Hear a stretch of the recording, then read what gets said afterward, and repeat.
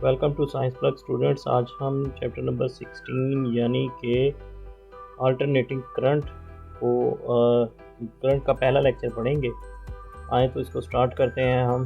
तो यहाँ से इसका पहला स्टार्ट होता है अल्टरनेटिंग करंट। अल्टरनेटिंग करंट की डेफिनेशन है a current which is produced by the voltage source whose polarity keeps reversing with time. यानी अल्टरनेटिंग करंट की पोलैरिटी हमेशा रिवर्स होती रहती है और वो भी after the regular interval of time. Mostly ये साइन वेव बनाता है। All the laws and principles used in DC are also applicable to AC as well. यानी जो लॉज डीसी पर एप्लीकेबल होते हैं वही सारे लॉज अल्टरनेटिंग करंट यानी एसी पर भी एप्लीकेबल होते हैं।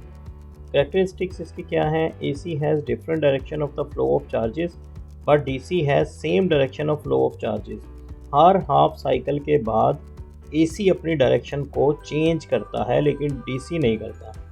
AC changes polarity in regular intervals में, जैसा कि मैंने भी पहले भी बताया कि एसी की पोलैरिटी रेगुलर इंटरवल्स में चेंज होती है, इसीलिए आप इसे कह सकते हैं कि ये एक पीरियोडिक वेव भी बनाता है। एसी एक पीरियोडिक टाइप वेव बनाता है। Frequency of AC in Pakistan is 50 hertz.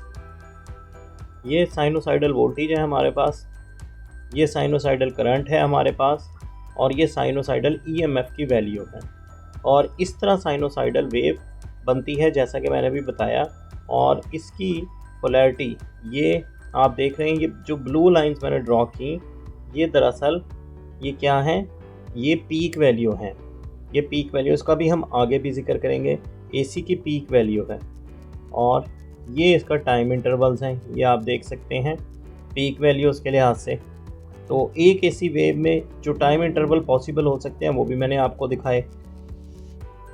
तो ये इसके फेज़ एंगल्स हैं, यानी टाइम इंटरवल के लिहाज से कौन कौन सा फेज़ कब कब आएगा।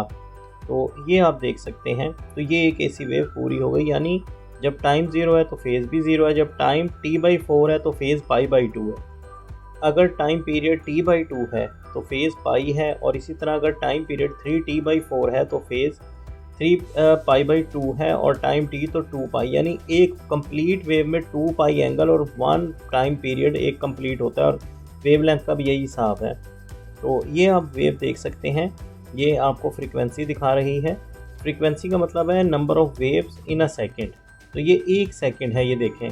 तो ये 1 सेकेंड में जितनी भी वेव बनेगी वो सारी यहाँ पे आपको नज़र आ जाएंगी बड़े आराम से। तो ये इसीलिए मैंने इसको मूवेबल दिखाया। ये 5 वेव्स हैं, यानी ये जो वेव है ये इस वक्त 5 हर्ट्ज़ फ्रीक्वेंसी की एक वेव है। नेक्स्ट चलते हैं जी, instantaneous value. The value of the voltage और current that exist at any instant of time of the cycle of alternating voltage और करंट, जो करंट के किसी भी वक्त के वक्फे में मौजूद होती है उसको हम इंस्टेंटेनियस वैल्यू कहते हैं। उसको भी हम देखते भी हैं। The whole wave form is set of all instantaneous value. अभी जो हमने पूरी वेव देखी असल में वो सेट ऑफ इंस्टेंटेनियस वैल्यूज़ कहलाता है। और ये इंस्टेंटेनियस वैल्यू की एक फार्मूला है। ये आई जो है इंस्टेंटेनियस करंट है, आई नॉट मैक्सिमम करंट है, और साइन ऑफ एंगल बता रहा है कि ये साइन वेव है। इसी तरह V equal to V naught, इसी तरह ये V नॉट मैक्सिमम वोल्टेज और V जो है वो इंस्टेंटेनियस वोल्टेज है। तो पीक वैल्यू जैसा कि मैंने भी आपको वेव में दिखाया भी था, the maximum value of the voltage और करंट इन एन एसी, जो एसी में मैक्सिमम वैल्यू होती है उसको हम पीक वैल्यू कहते हैं। In a AC peak value comes twice in a cycle. तो यानी एक एसी साइकिल में 2 दफ़ा पीक वैल्यू आती है, एक दफ़ा नेगेटिव पीक और एक दफ़ा positive peak.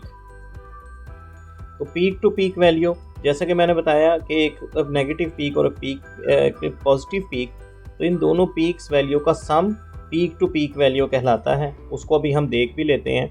Peak to peak value of the voltage is 2V0, क्योंकि 2 पीक्स हैं। तो ये आप देख सकते हैं, एक पीक वैल्यू ये है, एक ये पॉजिटिव पीक है, इसी तरह ये नेगेटिव पीक है ये वाली।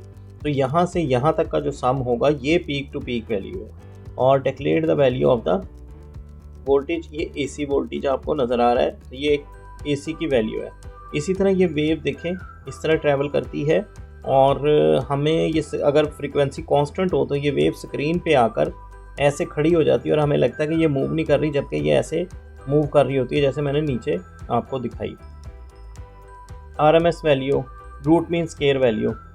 Root mean square value of the voltage और current is called RMS value of current. इसकी ज़रूरत क्यों पेश आई? It is always positive. ये इसलिए graph of V naught square is symmetrical about half V naught square. इसमें हम नेगेटिव पीक्स का भी स्केयर ले लेते हैं ताकि वो भी पॉजिटिव हो जाएं। कैसे, वो मैं भी आपको वेव फॉर्म में बताता हूँ। RMS का वैसे मेनली फार्मूला होता है V naught square root by 2। VRMS is also called effective और वर्चुअल वैल्यू। जो VRMS जो है असल में ये इफेक्टिव या वर्चुअल वैल्यू भी कहलाती है बाज़ दफ़ा। देखें जी, ये देखें, ये जो नेगेटिव पीक्स हैं ये ब्लू और पर्पल, जब हमने इनका स्केयर लिया तो आप ज़रा गौर करें कि ये भी पॉजिटिव हो गई, क्योंकि पॉजिटिव का स्केयर भी नेगेटिव का स्केयर भी पॉजिटिव ही होता है। तो ये मैक्सिमम वैल्यूज़ इनकी हमारे पास आ गई। अब देखें, all peak values can also be called as instantaneous but not vice versa. तमाम पीक वैल्यू को आप इंस्टेंटेनियस कह सकते हैं, लेकिन इसका उल्ट नहीं कह सकते। यानी आप इंस्टेंटेनियस को पीक नहीं कह सकते, आप पीक को इंस्टेंटेनियस कह सकते हैं। तो ये जो ब्लैक लाइन आपको नज़र आ रही है, ये आप देख सकते हैं कि ये इसकी जो है वो पावर लाइन है, ये इसकी एवरेज पावर लाइन है। ब्लू जो है ये मैक्सिमम वोल्टेज की लाइन है, पर्पल जो है ये मैक्सिमम करंट की लाइन है। तो इस तरह हम इसको लेते हैं। Mean value of the current और potential difference is 0 in one complete cycle.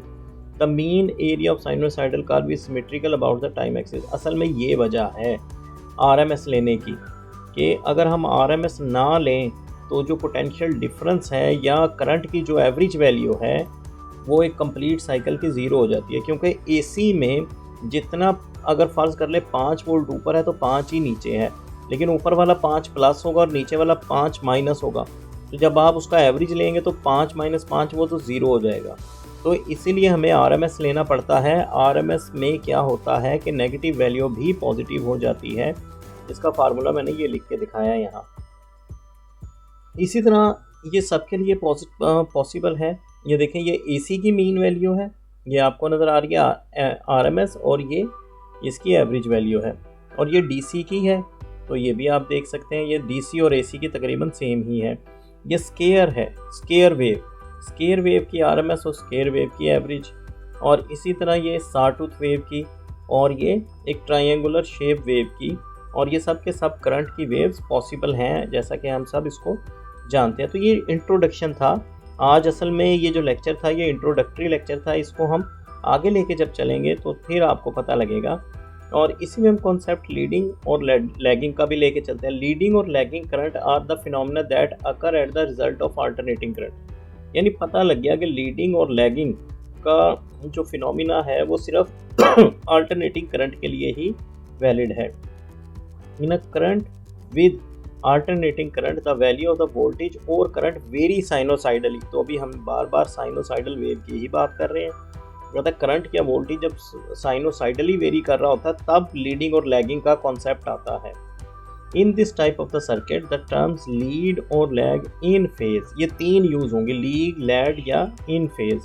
Lead का मतलब है एक चीज़ आगे निकल गई एक पीछे रह गई, लैग का मतलब है एक पीछे रह गई, इन फेज का मतलब है दोनों करंट या वोल्टेज क्या हो गए, सेम लाइन में आ गए। तो ये आप देख सकते हैं, इसको मैं और आगे अच्छी तरह, ये इन फेज शेप है। इन फेज का मतलब है, ये देखें, फ़र्ज़ कर लें ये जो करंट और वोल्टेज की लाइन आपको नज़र आ रही है, ये देखें, ये इनकी पीक्स आपस में बिल्कुल बराबर हैं। लेकिन यहाँ पे ज़रा गौर से देखें, यहाँ पे करंट जो है वो लीड कर रहा है वोल्टेज को, क्योंकि करंट वोल्टेज शुरू हो रहा है 0 से, जबकि ये देखें यहाँ पे इस वर्टिकल लाइन पर यहाँ पर करंट शुरू हो रहा है π/2 से। तो हर लम्हा करंट जो है वो π/2 आगे है वोल्टेज से। तो ये कॉन्सेप्ट है लीडिंग या लैगिंग का। इसको आने वाले आर्टिकल्स में हम अच्छे से स्टडी करेंगे।